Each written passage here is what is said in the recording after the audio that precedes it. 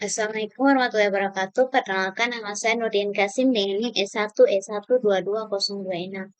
Tujuan saya membuat video ini adalah untuk memenuhi tugas mata kuliah sistem temu kembali, eh, yaitu kita akan melanjutkan tentang pembahasan vector space model.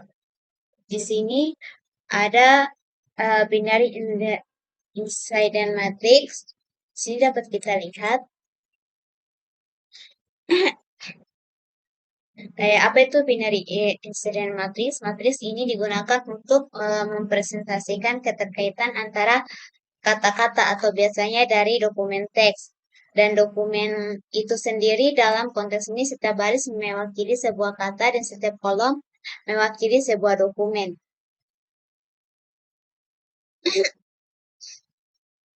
Nah, di sini dapat kita lihat ada baris-baris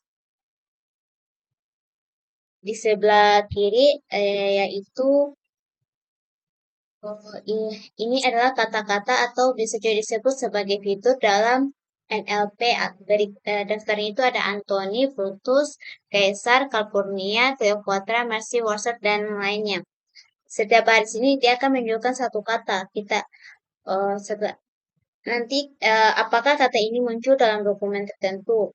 Nah, ada juga kolom-kolom yang di atas adalah nama-nama dokumen. Dalam hal ini judul-judul karya Shakespeare, ada Antony and Cleopatra, Julius Caesar, The Tempest, Hamlet, Othello, dan Macbeth, dan seterusnya. Dan ini tuh artinya masih banyak dokumennya tapi tidak ditampilkan sini. Nah, isi tabelnya ini adalah angka 1 dan 0. Setiap sel baris angka 1 artinya kata tersebut muncul dalam dokumen, sedangkan 0 artinya kata tersebut tidak muncul. Nah, Anthony ini muncul di Antony and Cleopatra, Julius Caesar, dan Macbeth. Nilainya itu 110001. Dan Brutus juga dia muncul di Antony and Cleopatra, Julius Caesar itu 110100. Caesar muncul di Antony and Cleopatra, Julius Caesar, Hamlet, Othello, dan Macbeth. Nah, itu 110111. Dan Calpurnia dia muncul di Julius Caesar saja. Nilainya itu 010000. Dan Cleopatra itu muncul di Antony and Cleopatra saja, nilainya itu 100000.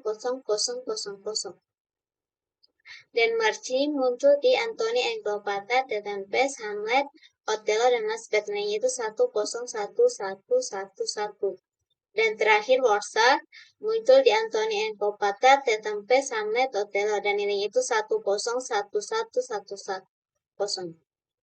Nah, kesimpulannya dari matriks ini dia akan membantu kita melihat kemunculan kata di berbagai dokumen secara cepat. Setiap kata dia menjadi vektor biner seperti 1100001 yang menunjukkan keberadaan kata itu semua dokumen. Matriks ini sangat berguna untuk pencarian informasi klasifikasi atau pemutusan bahasa alami atau NLP. Kita lanjut di Kohn matrix.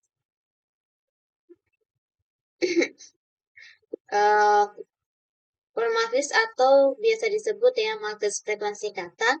Di sini seperti tadi,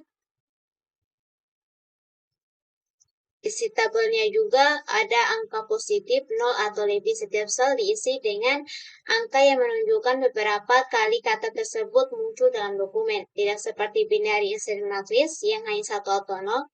Di Kohn matrix ini angkanya bisa 0 atau lebih dari 0. Maksudnya ya, di atasnya 0. 0 itu sama dengan tidak muncul. Kalau 1 sampai seterusnya itu muncul sebanyak berapa kali. Nah, penjelasannya Anthony muncul 157 kali di Antony and Cleopatra dan 73 kali di Julius Caesar dan 1 kali di Macbeth, dan tidak muncul di dokumen lain itu ada The Tempest, Hamlet, dan Othello. Brutus juga muncul 4 kali di Antony dan Cleopatra, 157 kali 7 kali di Julius Caesar dan 2 kali di Hamlet.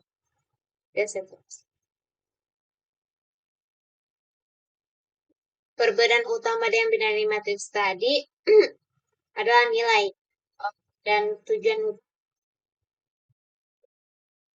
nilainya. Kalau binary incident matrix itu 0 atau hanya 1, hanya ada atau tidak, sedangkan kalau matrix itu 0 atau lebih jumlah katanya. Dan tujuan utama itu kalau binary matrix itu apakah katanya dia muncul, dan kalau matrix itu seberapa sering kata muncul. Dan representasi dokumen itu kalau binary incident matrix itu vektor binar, kalau matrix itu vektor jumlah konvektor. Dan setiap dokumen sering direpresentasikan sebagai vektor jumlah kemunculan kata di dalamnya. Nah, kita lanjut. Di sini kita maka menjelaskan tentang wave matrix atau TF-IDF matrix. Wave matrix ini menunjukkan bobot pentingnya suatu kata di suatu dokumen menggunakan metode TF-IDF atau time frequency inverse document frequency. TF itu seberapa sering kata muncul dalam dokumen, sedangkan IDF itu seberapa unik kata itu di seluruh dokumen.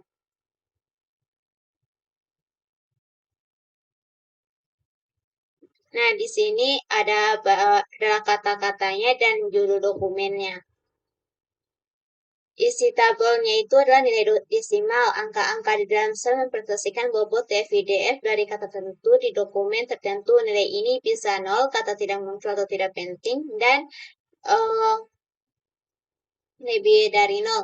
Semakin tinggi, semakin penting kata itu di dokumen tersebut.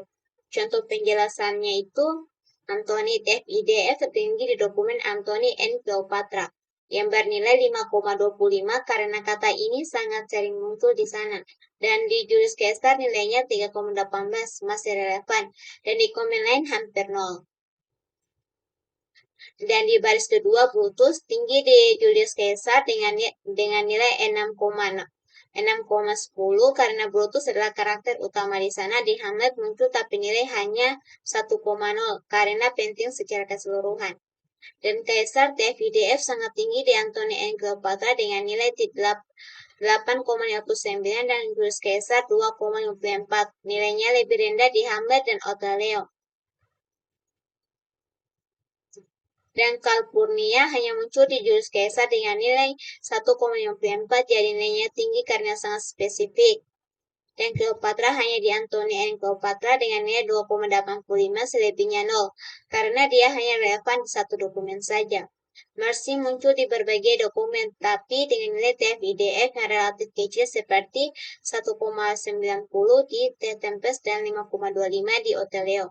Orser sebaran TF-IDF cukup luas, misalnya 4,15 di Hamlet dan 1,95 di Macbeth.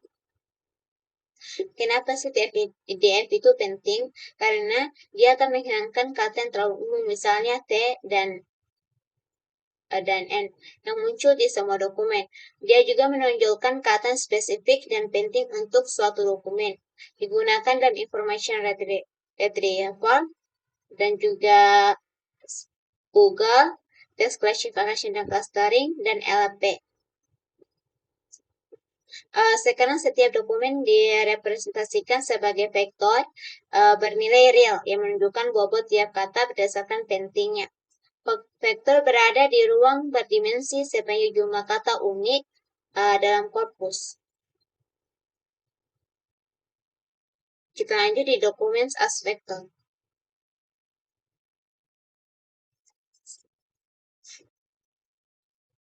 Setiap dokumen sekarang disebut sebagai vektor bernilai nyata dari bobot TF-IDF. Jadi kita memiliki dimensi ruang vektor bernilai nyata. Istilah adalah sumbu ruang. Dokumen adalah titik atau vektor dalam ruang ini. Dimensi sangat tinggi, puluhan juta dimensi. Ketika kita menerapkan ini ke mesin pencari web, setiap vektor sangat jarang, sebagian besar entry 0. Lanjut kita ke queries as vektor. Ide utama 1, Lakukan hal yang sama untuk query, mewakilinya sebagai vektor di ruang dimensi tinggi ide utama 2 peringkat dokumen sesuai dengan kedekatannya dengan query. Kedekatan sama dengan kesamaan, kedekatan juga sama dengan jarak negatif. Ingat, kita melakukan ini karena kita ingin menjauh dari model boolean. Kita masuk atau keluar, pesta atau kelaparan sebagai gantinya peringkat dokumen yang relevan lebih tinggi daripada dokumen tidak relevan. Pemotongan pertama jarak atau negatif antara dua titik sama dengan jarak antara titik akhir dan dua vektor jarak Euclidean. Jarak Euclidean adalah ide yang buruk karena jarak Euclidean besar untuk vektor dengan panjang yang berbeda.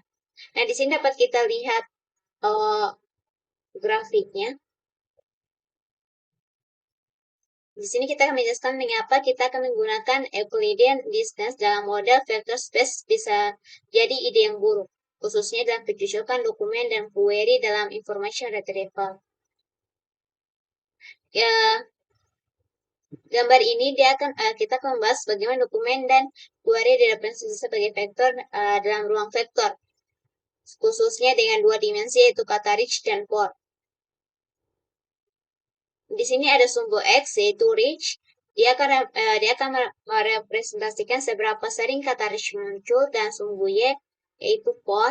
Dia akan juga merepresentasikan seberapa sering kata poor muncul. Vektor-vektornya itu X sama dengan rich poor, yaitu query dari pengguna misalnya rich poor. D1 dokumen satunya itu range of starting posts, yaitu atau banyak kata poor tidak ada rich arah ke atas, dan dokumen 2-nya itu mengandung rich dan poor arah diagonal ke kanan atas. Dokumen 3-nya itu hanya ada kata rich arah ke kanan.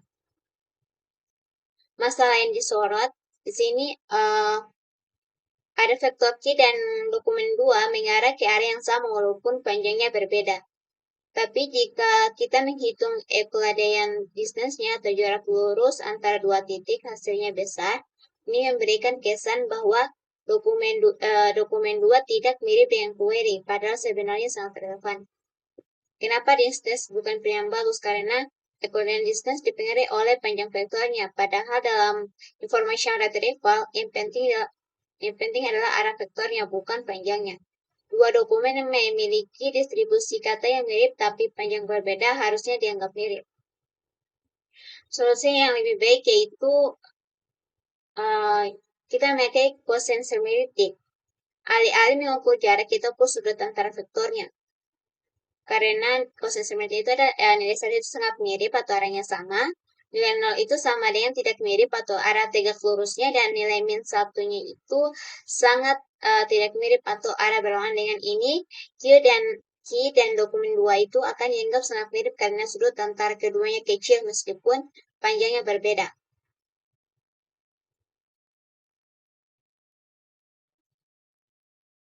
Kita lanjut.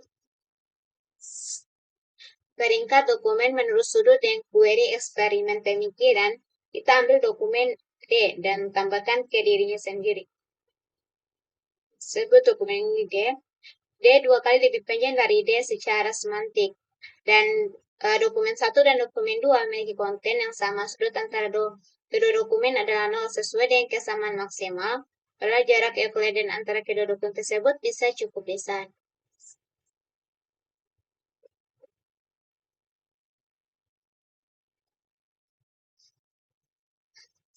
Dua gagasan berikut setara. Peringkat dokumen sesuai dengan sudut antara query dan dokumen dalam urutan menurun peringkat. Dokumen menurut kosinus atau query dokumen dalam urutan yang meningkat. Kosinus adalah fungsi penurunan sudut yang monoton untuk interval 0 derajat dan sampai 180. Sini dapat kita lihat gambar kosinus. Sini akan menunjukkan bentuk grafik dari fungsi kosinus yang sangat penting dalam konsep cosine. Fungsi ini Fungsi ini periodik, artinya bentuk kelompoknya berulang terus-menerus. Sumbu X horizontal, sudut dalam derajat dari 0 derajat sampai 360 derajat. Sumbu Y vertikal, nilai dari cos berkisar antara -1 hingga 1. Karakteristik pentingnya itu kosinus 0 derajat itu 1, kosinus 90 derajat itu 0, kosinus 120 derajat itu -1, kosinus 270 derajat itu 0, kosinus 360 derajat itu 1. Grafik ini naik turun dengan bentuk gelombang halus yang disebut gelombang kosinus.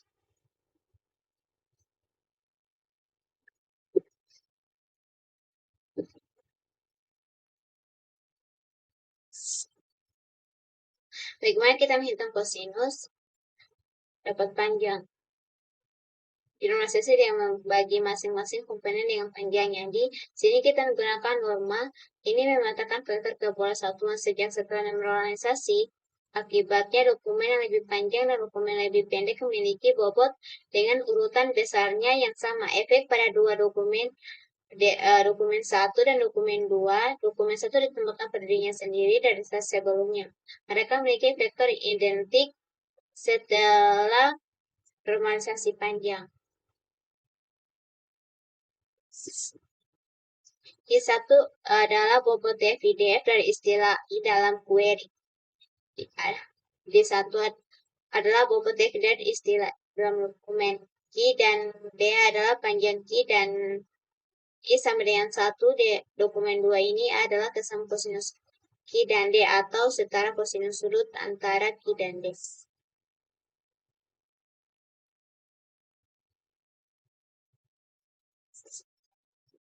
Untuk vektor normalisasi kosinus setara dengan produk titik atau produk skalar kosinus QD Q dikali jika Q dan D dalam sepanjang.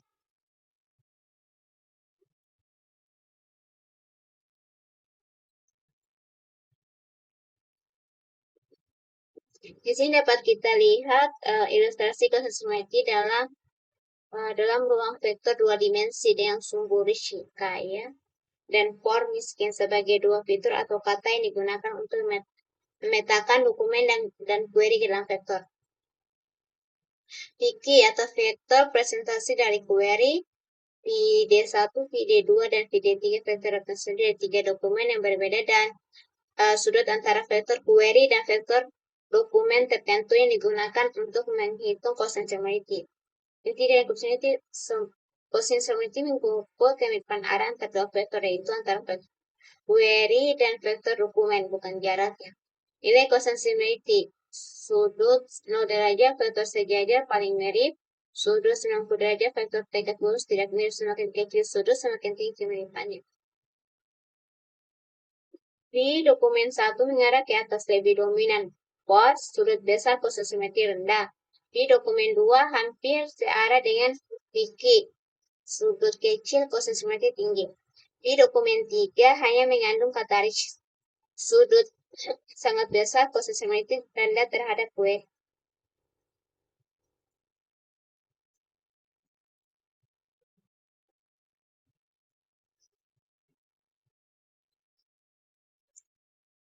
Di sini ada question example-nya.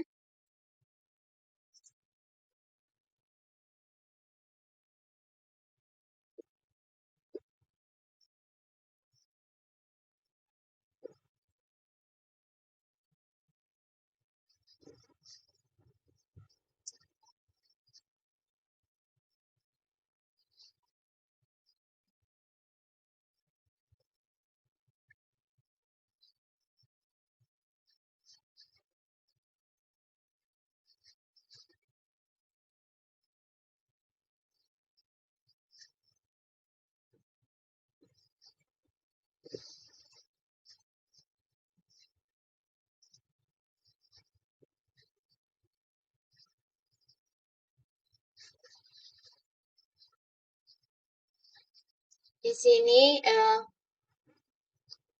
kita untuk mengukur rencana 3 novel berdasarkan frekuensi kata. Dari 4 kata kunci yaitu affection, yellow, gossip, dan watering. 3 novel dibandingkan adalah Sass, Sense and Pub, dan Pride and Prejudice, dan Wuthering Heights. Tabel ini dia menunjukkan jumlah kemunculan atau poin masing-masing kata dalam tiap novel. Tujuannya itu kita akan menggunakan consistency untuk mengukur seberapa mirip novel-novel ini berdasarkan gaya atau topik yang dibahas. Dilihat dari kata yang digunakan. Consistency mengukur sudut antara dua vektor dalam ruang berdimensi banyak. Di sini setiap novel direpresentasikan sebagai vektor dan frekuensi kata. Misalnya vektor SAS 115, 10, 20, dan vektor PAP 58, 7000, dan vektor WH 20, 11, 638. Analisis awalnya SAS dan PAP punya banyak kemiripan karena banyak kata fashion dan sedikit kemunculan gelus dan gosip. WH berbeda jauh karena hanya WH yang mengandung kata watering yang spesifik untuk novel itu. Watering 38 kali di WH tapi tidak ada di dua novel lainnya. Gosip muncul di SAS dan WH tapi tidak di PAP. Lanjut, di sini juga kita akan kelanjutan dari contoh sebelumnya, tetapi sekarang kita akan menambahkan konsep log frekuensi weightening yang digunakan untuk membuat representasi vektor dokumen lebih akurat dalam consistency. Tujuannya itu kita akan meningkatkan kualitas perbandingan antara dokumen dengan memberikan bobot lebih realistis untuk kata-kata berdasarkan frekuensinya menggunakan log frekuensi weightening tanpa IDF atau inverse dokumen frekuensi. Bagian term frekuensi atau cons, ini adalah jumlah mentak kemunculan kata seperti pada tabel ini. Ini adalah log frekuensi. Log frekuensi itu log frekuensi weightening digunakan untuk mengurangi kata-kata yang muncul sangat sering, agar kata-kata tidak mendominasi perhitungan hanya karena jumlahnya tinggi. Rumusnya itu weight sama dengan 1 tambah log 10. Di mana F adalah frekuensi kata. Jika frekuensinya 0, maka bobotnya juga 0. Contoh perhitungannya itu untuk kata affection di SAS, 1 tambah log 10, frekuensi kata itu kan 119 berarti sama dengan 1 tambah 2,0 berarti sama dengan 3,0. Untuk kata gosip bisa 1 tambah log 10, 2 berarti tambah 1,030 tambah sama dengan 1,3. Kata batering di WH 1 tambah log 10, 38, frekuensinya 38, 1 tambah 1,58 sama dengan 2,8. Mengapa menggunakan log frekuensi weightening? Karena skalanya lebih wajar. Kata yang muncul 100 kali tidak 100 kali lebih penting dari kata yang muncul 1 kali. Dia juga mengurangi dominasi kata umum seperti affection yang muncul sangat sering di SAS dan PAP. Dan terakhir menstabilkan consistency. Representasi vektor menjadi lebih seimbang. Mereka tidak menggunakan IDF untuk menyediakan contoh. Jika menggunakan IDF, kata yang muncul di banyak dokumen akan dikurangi bobotnya karena dianggap umum. Nah, di sini kita akan menunjukkan tahap akhir dari perhitungan consistency antara dokumen. Setelah melakukan log frekuensi weightening, kita akan melakukan constant normalization untuk menghitung consistency. Konsep utama itu di log frekuensi weightening kan sejak sebelumnya dia akan mengurangi dampak kata-kata yang muncul terlalu sering. Nah, setelah itu kita akan constant normalization. Setiap vektor dibagi dan normanya panjang vektor agar hasil consistency hanya tergantung pada arah, bukan panjang. Contohnya itu vektor SAS setelah dinormalisasi lebih ini tabelnya. Nah, di sini ada 78 sebelumnya. Perhitungan consistency-nya di bagian question SAS dan PAP 0,79 dikali 0,83 ditambah 0,15 dikali 0,55 ditambah 0,35 dikali 0 ditambah 0 dikali 0 sama dengan 0,94. Pertanyaannya, karena SAS dan PAP menggunakan kata-kata yang lebih mirip, terutama affection dan jelas sangat menonjol di keduanya, gosip hanya muncul di SAS dan WH tidak berkontribusi ke kemiripan SAS dan PAP. Lettering hanya muncul di pihak tidak membantu kemiripan dengan SAS maupun PUB. Jadi kesimpulannya SAS dan PUB itu lebih mirip dalam topik atau gaya bahasa karena lebih banyak berbagi kata. WH memiliki kata unik untuk seperti lettering sehingga kurang mirip dengan dua lainnya. Konsentrasi tinggi atau arah filteran hampir sejajar sama dengan konten mirip. Nah, di sini kita, di bagian penjelasan codingan itu. Ini kan saya sudah buat ya.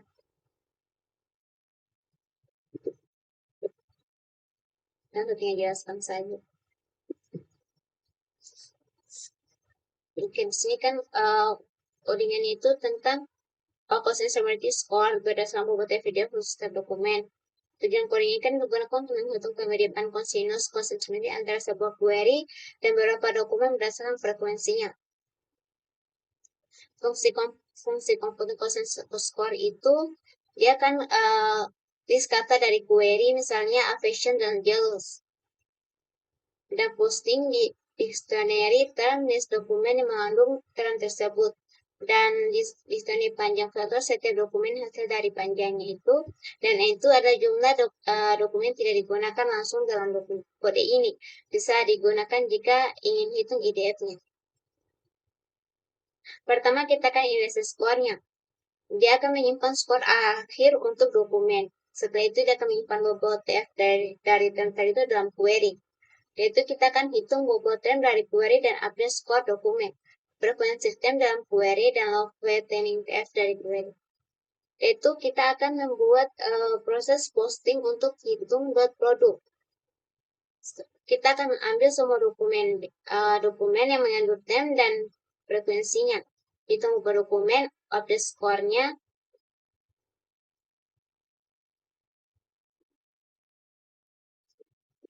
Ini contoh datanya ya. Coba kita. Nah, ini. Artinya di sini dokumen 0 paling mirip dengan query. Ada kan?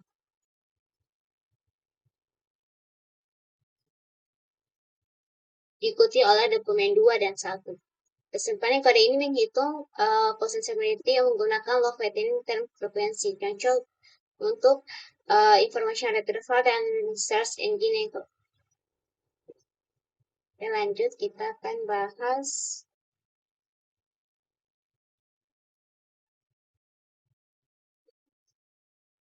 yang lain. Sini kita akan menjelaskan komponen-komponen antara tengah TF-PDF yang digunakan untuk mengukur pentingnya sebuah kata atau term dalam suatu dokumen relatif terhadap semua dokumen di koleksi. Dan frekuensi TF. Seberapa sering kata muncul dalam dokumen. Kan namanya natural. Formulanya ini dan punya jumlah kemunculan kata di dokumen.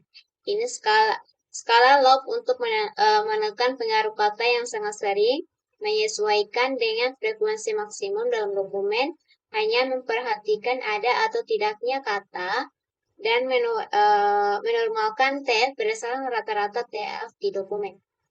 Kedua itu dokumen frekuensi atau seberapa umum kata muncul di koleksi.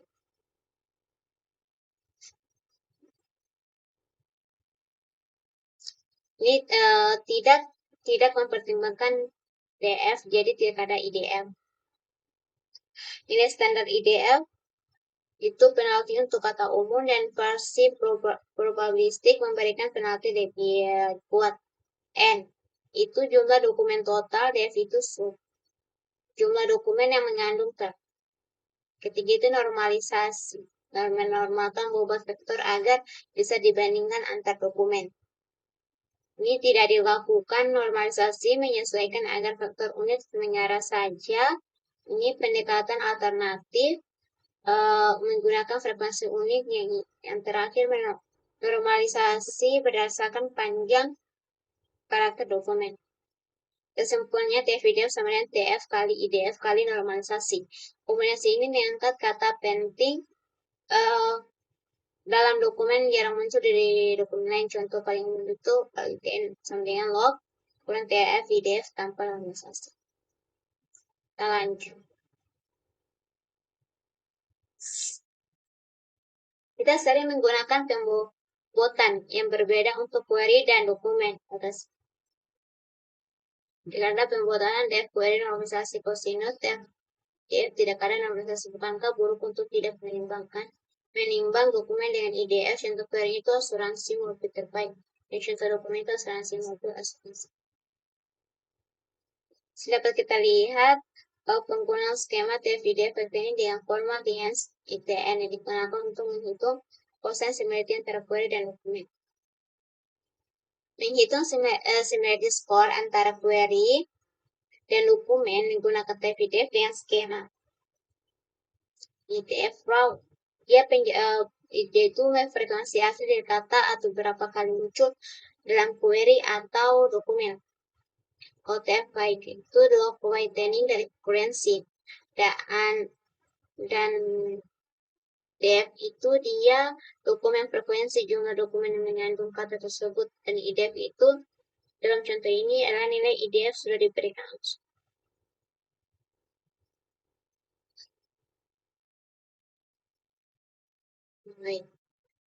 Baik. Yes, NS normalisasi vektor dengan kosin similar. Produk itu perkalian antara bobot dan pada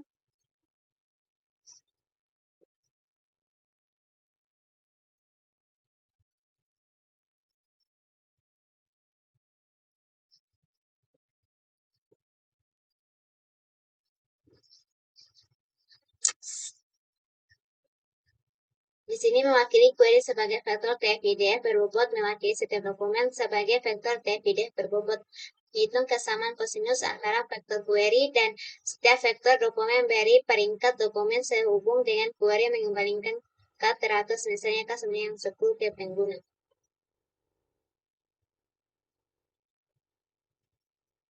Hasil pencarian peningkat mengapa itu penting dibandingkan dengan hanya menyajikan serangkaian hasil boolean yang tidak berurutan frekuensi istilah.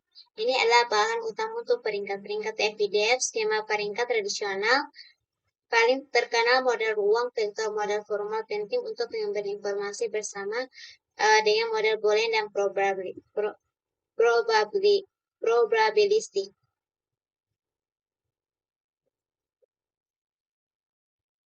Bapak dari sumber daya. Mungkin itu saja yang dapat saya sampaikan. Lebih dan kurangnya mohon dimaafkan. Wassalamualaikum warahmatullahi wabarakatuh.